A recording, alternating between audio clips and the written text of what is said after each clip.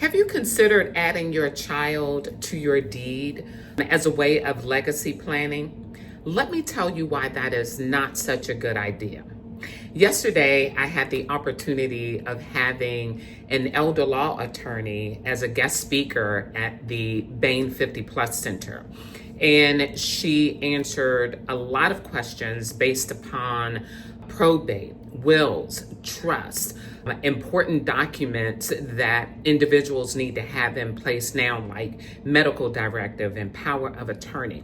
But one of the questions that kept coming up was, is it wise for me to put my child on my deed so that when I pass, they're already on the deed and the house goes to them? She explained why this was not a good idea, and that there were other ways that you could name your child as a beneficiary without adding them to the deed. So one of the things that she said, the reason why not to, was loss of control.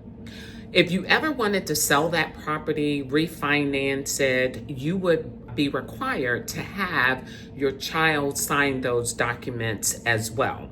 We hope that that would turn out great, but it sometimes does not. The other thing would be exposure to the child's liabilities. Say your child has a creditor, say your child is going through a divorce. Well, because they own part of that home, that becomes wrapped up in those liabilities as well. The other reason is tax consequences.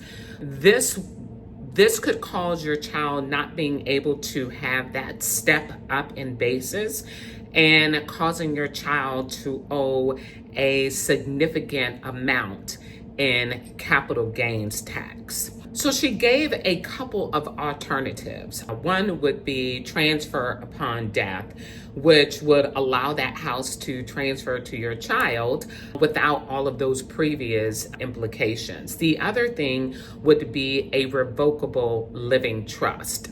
So those are just a couple of things that you could do. There are, of course, a number of other ways that you could do that, but I wanted to share that with you if you were thinking about adding your child to your deed. It's always important to speak with an attorney because everybody's situation is unique and different. So I wanted to share that. But in addition to that, these are all of the evaluation forms that we got from the attendees. And they said everything, that the presentation was excellent, that the person was very knowledgeable, that they offered very good explanation. So if you have not been to one of my speaking presentations where we share everything about older adults and those adult children and those individuals making this transition in life and all of the information that you should have as you're making this transition, I encourage you